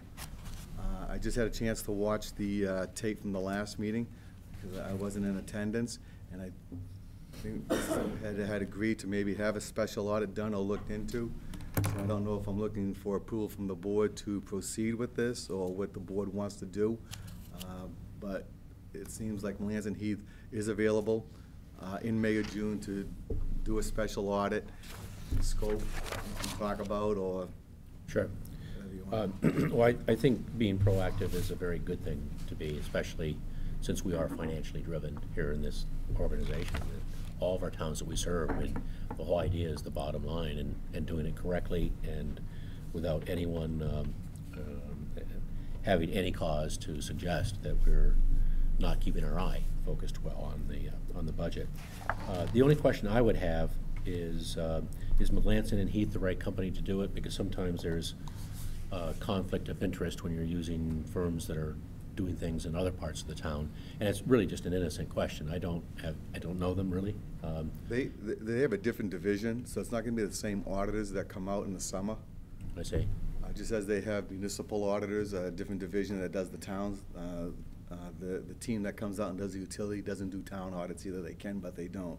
And by purchasing additional services from them, which they're going to give us, I'm sure, a heads up in terms of what that's going to cost approximately, do we get any kind of a discount on that because we're giving them additional services? Billy, want to answer that? Do you give discounts? Most professional service firms do. Depends. Depends on who you are. Well, and what I'm really getting to is it doesn't hurt to ask for it. Oh, absolutely. Right? You never ask for it, you never get it. So, just a thought. Yeah. Do we need to have a motion for approval of engaging additional services, or is it something that's captured within the budget already that can? Well, this is in addition to the budget amount. This is not budgeted. Right. Not budgeted, okay. So we would need a motion to authorize this. So, could we have a motion to authorize this? Right. Contingent upon getting a number which is not over $200,000. Do you have any idea as to what the cost? Have you had? It's FY13. Oh, it's FY13. FY13's budget. Oh, Right. fine, Okay. I see. Okay, I'm sorry, I misunderstood. Okay. Right. So. Depending on the scope and the involvement would dictate the price. Okay. I don't know, ballpark, I mean, if you ask me, I didn't get a quote, I'm thinking maybe 50. Yes. Would you care to step up? Those microphones again. I know, I'm sorry. We're gonna, or maybe we'll hook it up to an app in your iPhone or something. As long as you don't spend 200,000 on it. No, we don't want to spend 200,000 on it. Mr. Chairman, I think the important part of this, and we did have a good discussion last month, and I applaud the interim general manager for his actions with Middleton. It would seem to me, in just thinking about this, that the scope of this audit needs to be a thorough examination of the entire process of the accounts payable. Because that's where we've had the problems, is in the accounts payable process. How things get reviewed within the department, where the approvals are being made within the department, then what processes the board member who's approving the monthly pay warrant, what they go through, and are there specific control points? Are there places where we need to put a control mechanism in place on these recurring type payments? Because both times it's been the recurring type stuff rather than the go buy a bucket truck or go buy some cable or whatever those other things are. They're individual type things and don't necessarily repeat. So I think it is important for the board to have a discussion around what type of a process do we want to ask the auditors to do. And I think that's a rigorous process, that they would come in and look at that entire flow and where all the checks and balances are and where all the controls are, and is there something we should be doing special for the repetitive type things? And I don't know how many repetitive things we have, but there must be some. I mean, we already know that there's Middleton and there was NSTAR, maybe there's others. And that should be part of that process, to examine that and to say what other things should we be doing to preclude these things in the future. So that I think is the robust part of where the board needs to be, so that Bob can get an estimate. Well, what you're describing is a workflow analysis, essentially, that would examine all the different pieces of that. And I'm sure that others here do this in their own business. We certainly have done it in ours for many companies, so I'm very familiar with it. I think it's a good idea.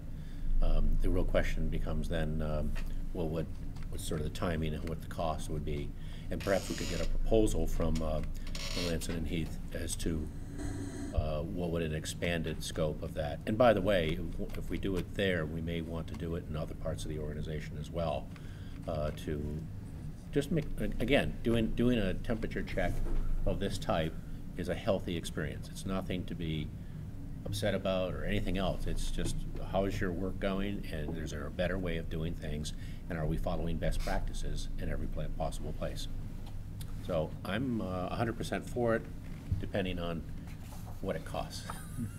Do we need to segment it and do it over in pieces, like over some period of time, and have something? So it's a lot on the table here to think about. Topping, but I'm ready to respond if you... Please, go ahead. I'm sorry. Okay.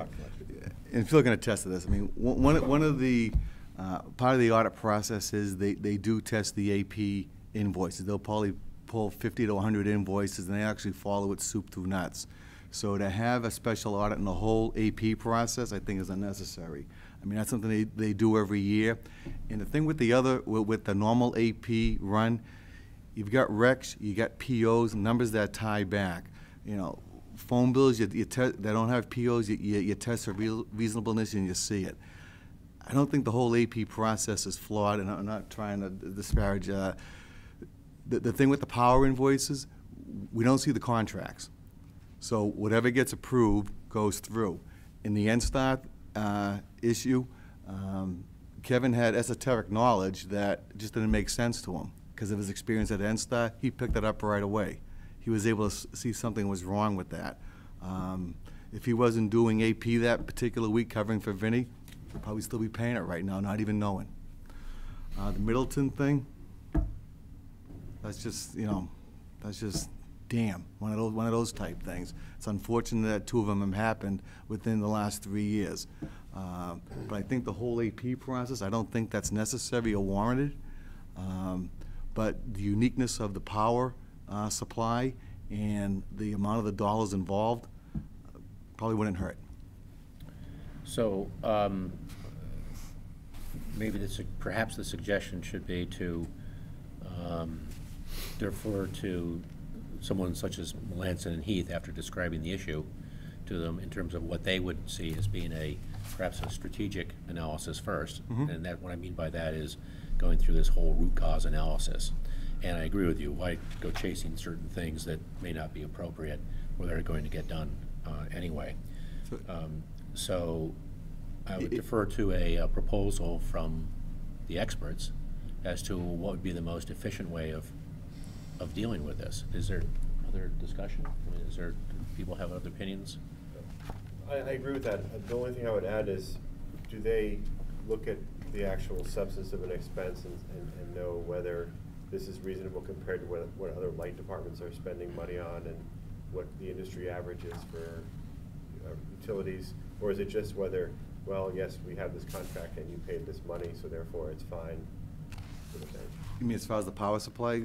As far as It's sort of a anything. check the box is what he's saying, you know. As far as anything, if we're reviewing processes of how invoices are paid and catching errors, do we have any system, stepping way back, of saying these types of costs are typical for a light department in Massachusetts, or are typical for a utility, or that they're out of bounds, or that they should be regionalized, so that we're looking at whether we're getting bang for the buck on various things? So that would be a benchmarking effort, right? It would be a benchmark to say, X number of utilities pay approximately this range, and there's usually a little 3 sigma curve that kind of, you can define plus or minus, this is how much they pay. And if we're really far at the ends of the 3 sigma limits on that curve, then something probably needs to be addressed. You don't do it with everything because you can't have, there's not enough time to do it with everything. Right. So you pick the most strategic things that you can look at and focus in on those. And that's different than whether a mistake was made on an invoice or something is being automatically repeated. It's different than that kind of technical error. How about if I do this? I can call our regular auditing firm that comes out and say, look, we're thinking of having the special audit begun at the purchase power. Do you think it needs to be expanded to our whole AP process? Do you have a problem with that? Because they, like as they said, they do come out and they do the AP check, as Phil can attest. They say, no, Bob, we feel confident with everything else. We really just want to, because of the dollar volume, just want to have you focus on this particular area. I say we tackle that first. Now, at some point after that, we just want to review our internal processes overall. Well, we can have it. Check, I'm sorry, I need the. Accounts payable check, where I'm they sorry. go through and Right. check them. Perhaps we could deal with this further offline, just with a discussion, Yeah. in terms of what might be a strategy to go talk with the firm. Could we? Yeah, what I think, Mr. Chairman, is the department's asking authorization to go forward and take the next step, Uh-huh. and I think that's what, I think, a sense of what we're, of the board. I don't think we need a formal motion at this point. I think the sense of the board is I'd like to see us go forward and take Yes. the next step and go ask the auditing firm. Because if I wait till the end of May, they won't have time to Right. schedule and Right. be out here. I'd go ask the auditing firm, you know, what do you all think, you know, what do you think we need to do? What's the cost? How do I not violate open law and let everybody know what I find out from the auditors? Just so. We have a budget committee meeting in 2 weeks. Oh, Yeah, that'd be perfect, yeah, excellent. good time. We have a budget committee meeting in 2 weeks. I think this would be an excellent topic for the budget committee. Okay. So I'll work out the details with them, see what they think the scope should be, what it should entail, and then I can have something for the budget subcommittee Great. meeting in 2 weeks. Yep. I think that's, Middleton, as I understand it, is hard. It's got to be just more than looking at the invoices. Phil and I do taxes, and oftentimes what we pull up, he gets paid, I'm a volunteer. Sometimes. When we finish, we pull up a screen that says 3-year summary. And many of our people are retired basically on a fixed income, and you can see, yep, yep, yep, or yep, yep, holy mackerel, what happened here? And then you go look and you see what were their income things, or you come down to here were the expenses, yep, yep, yep, or yep, yep. Gee, did we miss something here? But we've got the summary. With Middleton, it seems to me much tougher. And And I think Kevin mentioned that in his response to whatever, we can get backup for the Middleton invoice. Yeah. That's based off of house meters. We can get that detail, but some of the more involved contracts that they'll, I mean, it'd just be way too involved. these are tough. So there are little things we can do with some of the existing ones, but the real involved power contracts. I mean, it's just, I defer energy services on those. I'd like to see the departments all work together to solve Oh, this, absolutely. obviously. Oh. And I think it's a really important Yep. issue and a very public issue. Right. And a ratepayer issue. Okay, I think we're into the bids. portion, thank you very much, of motions for the various trucks. Could I get suggested motions? By the way, Mr. Chairman, can I ask who's the secretary for this night tonight? That's a really good question. Mr. Sully, would you be the secretary for tonight? For as long as my voice holds out. Maybe I could get some more water, Oh, please. of course. Mr. Chair, before we start, Yes. Paula O'Leary, our materials manager, has something to say about bids in general. Oh, okay, sorry. No, Paul. I will, as Kevin said, Paula O'Leary, Materials Manager. And on a lighter note, other than the previous discussions, before we get into the bid discussions, I wanted the board, well, I know that the board has had concerns in the past relative to the bidders not submitting required documents, and as a result, being deemed non-responsive. As a matter of fact, Bob Soley even suggested using Dayglow paper, I believe, so that the bidders could have it stand out. And although Dayglow paper won't work because most of our items are email packages and so forth, what I did do was I highlighted all the documents. I put them all in at the end of the bid form. I highlighted them. I bolded and italicized with a note that if this document isn't included, you will definitely be deemed non-responsive, because there are certain documents that are statutory and they have to be included in the bid. So it looks like this. And if it comes out black and white, at least it's also shaded, so it does definitely stand out. And I'm happy to say that relative to the hourly rates tonight for the underground work, the 4 bidders who submitted bids, and this was the first one that I used this on, none of them have been deemed non-responsive because of a document not being included. Excellent. So thank you for your suggestion. That's great. And we'll continue doing this for all our future bids, too. Thank you very much.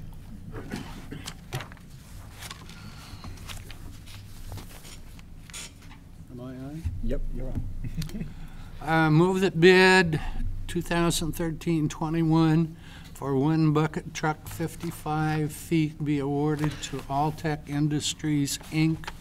for $187,905 as the lowest qualified and responsive bidder on the recommendation of the interim general manager. Second. Any discussion?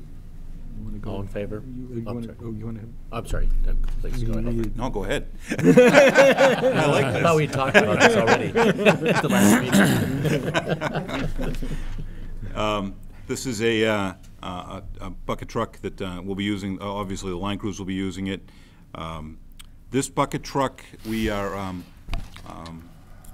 you're authorizing it. The bucket truck will arrive next fiscal year, 2014. So in the capital plan, you're approving funding. When the bucket arrives, we'll be able to pay for it. So that's why at the bottom of this, it says that this is for fiscal year 2014. It takes more than 200 days for the bucket truck to be built and delivered, so we will be receiving it in the fiscal year 2014. Thank you. All in No. favor? Mhm. Please raise your right hand. So moved.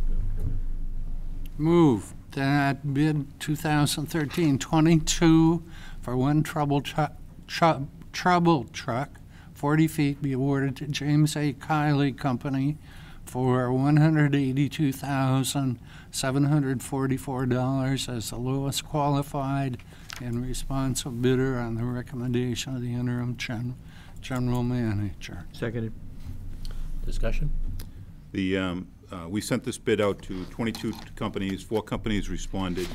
The lowest bid was deemed not responsive because they were unable to provide the lift equipment that we spec'd out. The lift equipment they offered us is a lighter duty lift equipment, which would result in a lower cost. So they were disqualified. The second company, Boston Freightliner, offered a urea additive into the exhaust system that that we had actually spec'd that we not in our spec. So that was not a requirement. We actually said we didn't want that.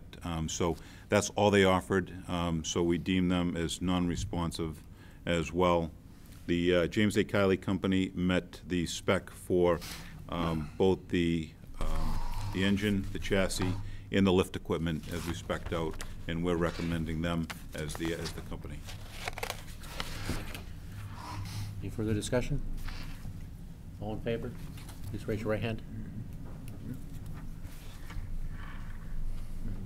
Moving this one, Move the bid 2013-23 for deck repair project be awarded to Infrastructure Limited for $38,640 as the only and responsible bidder on the recommendation of the interim general manager. Second. Discussion, please. Yes, I'd like to pull this off the table, cancel this bid. Yesterday, I was made aware of some additional information because of the scope of work that we're doing on the deck. The original information that I received from the building inspector regarding the handicap ramp was the existing ramp is sufficient. Yesterday, I found out that the building inspector is requiring us to widen the ramp. So that's changed the scope, increasing the cost of the project. So at this point, I'll be recommending that we cancel and we'll reevaluate this project. Just a quick question: Yes. What is this? Is this the deck on the back of the building? Yes, it's the deck on the back, but it's not. It's the what we're doing is the enclosure around the deck, and we would the original intent was to do the railings on the the railings on the handicap ramp as well. So it's just the deck. It's just the deck back there. It's a deck with a fence or an enclosure around it, and as you can see, the enclosure around the deck is rotted, and since the winter and the wind, sections of it have become loose. Some have blown down on the ground and up above. So this project actually was proposed to replace like for like with what we have up there with a vinyl product, and redo the ramp so that we'd have railings on the ramp. The railings are also rotted on the ramp, and that would replace them with galvanized steel railings. And so basically, we would be doing over the enclosure and the railing system in that area. How many square feet is it? You know, I'm not sure the exact, the square footage. A lot of money. It's so we're not recommending that we move through. We are recommending that we cancel this. It also included a full stair, Yeah. set of stairs Yes. that was about 12 feet across, as well as about 12 to 18 concrete piers to place those posts in concrete, which we Right. don't have currently. So, I mean, yeah, and I mean, the system that we have out there now, to Kevin's point, is this was, a vinyl system so that, we didn't have any rotting wood in the future, no maintenance, a lot of, concrete work and a different setup. So it was, the material alone is approximately $20,000 material, and then the labor associated with it. So it's not an inexpensive project. But there is some work that's needed out there. Obviously, we have some serious issues that we have to address. Thank you. Next. You want to just withdraw? Oh, we will withdraw the... Withdraw the second? The second. Yeah, I withdraw. Yeah, okay. Move that bid 2013-25 for the Linfield URD, is that underground? Excavation project 2013 be awarded to KNR Construction.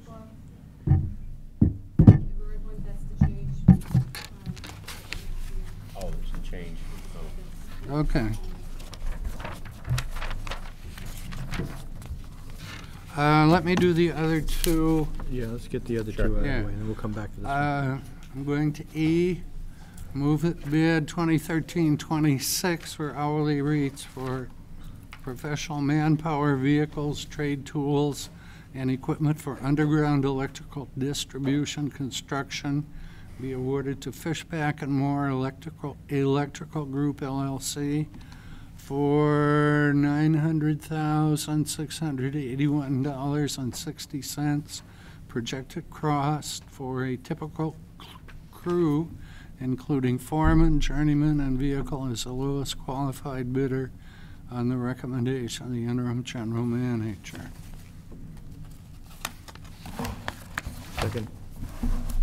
discussion? How you doing tonight? Good, how are you? What you have before you is the bid for the underground electrical contractor. It's a 3-year bid. As Paula stated, this is the first year that everybody's filled out the paperwork properly and sent it in. Fishback and Moore is our current underground contractor. They came in as the lowest qualified bidder, and they're actually about 0.4% lower than they were last year as far as their rates for the overall number. That's amazing. Actually went down. Mm-hmm. Any additional discussion? Take a vote by raising your right hand. Thank you. Now, are you here for the URD? I'm here for D, E, and F. Oh, okay. So I'll do F.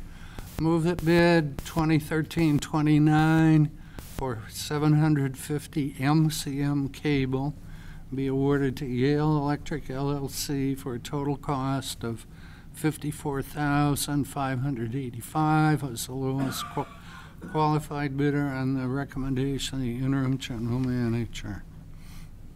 Second. Discussion? I'd like to show you just some samples of what you're buying tonight. Oh, I love this. Keep it away from the public, they might use it on us. Wow. Take a look at it. That's the underground cable we use for the substation getaways. When we talked in the capital budget about raising the capacity to 15 megawatts in a circuit, that's the cable right there. This is copper? That's not copper. Not aluminum. Can you use aluminum in the? The old stuff we had was aluminum in the substation getaways, and water gets in there and it corrodes and fails. Yeah. We use aluminum in the underground subdivisions, but copper is the preferred for the substation getaways for reliability reasons. We'll have to go to the gym later now. That's right. It's about $15 each. So the failure in North Reading, this is actually the replacement. Oh, is that right? Is that right, Peter? Okay. Correct. Bids were sent out to those companies. We received responses, as you see on the back, from 6 vendors. Yale Electric came in lowest and quite lower than the Graybar and Wesco's with the Prismium cable. That is the same cable that we are purchasing under a bid that has already been awarded. This manufacturer had already bought 10,000 feet of cable. They sold us 6 per the last bid, so they had the extra 3,000 to come in with a good price of about $17, $18 a foot as compared to the other vendors. In a good time frame. They're going to deliver it with the other cable that's coming, so it's probably going to be less than 2 weeks. Okay. No further discussion. Can I have a vote for acceptance? Thank you. Bob? Next. Move that bid 2013-25 for the Linfield URD excavation project 2013 be awarded to K&R Construction Company. No, We have a, there's a change in that. there's a modified motion. Did you get this, Bob? Yeah. Oh, Oh, here. I went to the wrong page. Here we go. Should be, It should be this one, Bob, right here. This one. should be the name here, in place of K&R. Okay. Move the bid 2013-25 for the Linfield URD excavation project 2013 be awarded to Tim Zanelli Excavation LLC for $91,975 as the lowest qualified bidder on the recommendation of the interim general manager. Thank you. Can I get a second? Second. Discussion? This is the, this bid is for the underground excavation for the Linfield UID project that's currently in our fiscal budget for Trog Holly in that area in Linfield. We budgeted $119,000 for the project. It came in at $91,000. I don't know if you want to talk about the other guy. The original low bidder pulled his bid back. Saw that, yeah. So we went with the next lowest qualified bidder, and that was Tim Zanelli. References came back great, so. Original low bidder was a good bid. Any further discussion? I see a show for both, please. Yep. Right hand. Thank you. Very good. Great. Is that the That's all the bids. Is that all the bids? Yep. Thank you. Thank you. You want your toys back? I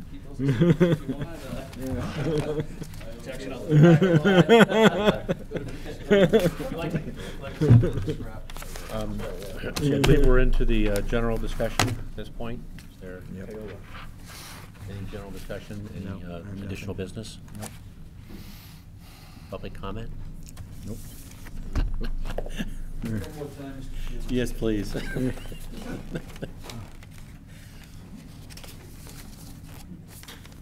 Just a couple items, and I guess the first one I'd like to ask about is this deck repair, and I know you postponed that and deferred the decision on it. And I always called it the patio out in the back, but I guess the question that I have is, why would we spend any money at all on it? Why don't we just remove it? What functional purpose does it serve? And maybe that's part of the overall site discussion. I don't need an answer tonight, but I think that's something the board really ought to look at is, why do we have it? Could we get an answer for that? I can respond to that, Mr. Van Magnus. What we have is basically a deck. If I had to think about this, it's probably 20 by 30, approximately, okay? The deck material and the foundation for the deck is in terrific shape. The railings and the enclosure, as Dave Polson described it, was affected by Hurricane Sandy. Part of this blew down, and that was due to the integrity of the posts, okay? And part of it blew out, and currently we have 2x4s across there. We envision the ability to put up a very simple railing and do away with what is right there called the enclosure, just to get something up that protects the individuals on the deck, because the deck surface is in such good shape, from falling off the deck, as it is about 4 feet off the ground. So that's exactly what we're kind of tossing around now based on what we have before us. Okay, it's just a point of, is there really a necessity to have the overall structure there? I think actually it would just cost more money to take the whole thing down than to put the railings up. That's essentially the point. All right. Mr. Chairman, the second point I'd like to ask, and I think it's something that the board may want to think about as a long-term strategy. Okay. On the bidding of these different projects, and I saw it when I was on the CAB a number of years ago. We really don't do a lot on projects of amalgamating our annual requirements. I think I just heard, for example, on the 750 MCM cable that you're replacing, that we bought 6,000 feet once, now we're buying another, 3,000. It would seem to me that we ought to be buying as much as we can, the whole annual increment, to try and get a better price. Right. Now, in this particular case, maybe we lucked out because he had 10,000, we only bought 6, and we were able to help him move another 3. But it's a bigger issue than just that particular thing, and we saw it on cables across the department, periodic buying of supplies and those type of things, that they don't necessarily come out in an annual bid. But the other piece of this is the amalgamation of our requirements with other municipal departments.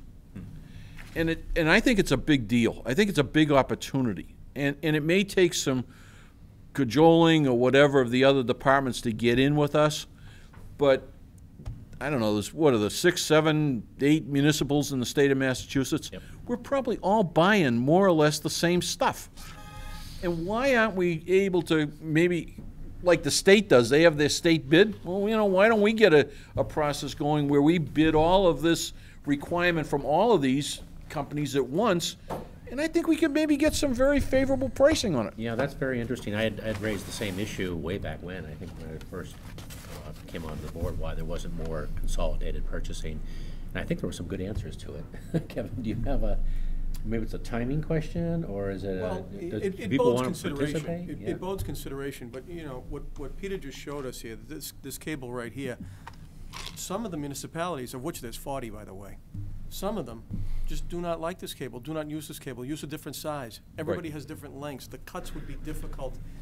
But your point is well taken. If it's not cable, then what else? Right, and we saw it in transformers, for example, in some of the specs on transformers, that we may have our own little quirks and transformers and that other departments don't have, but you would seem to think that there's a lot of opportunities, and maybe it's as low as buying electrical tape and gloves. I mean, it's the whole spectrum of where can you make some good opportunity. So it's something I think, it's not a short-term thing, it's not go fix it next week, but it's something that I think that the board should be trying to look at from a strategic situation, maybe over the next year. Maybe that's something when there's a new general manager comes in, that might be something that gets placed on him as part of his goals and objective by the general manager committee. Or her. Or her, yeah. Well, I was referring to it, not To Hi, her. Paula. Come on. Here's her.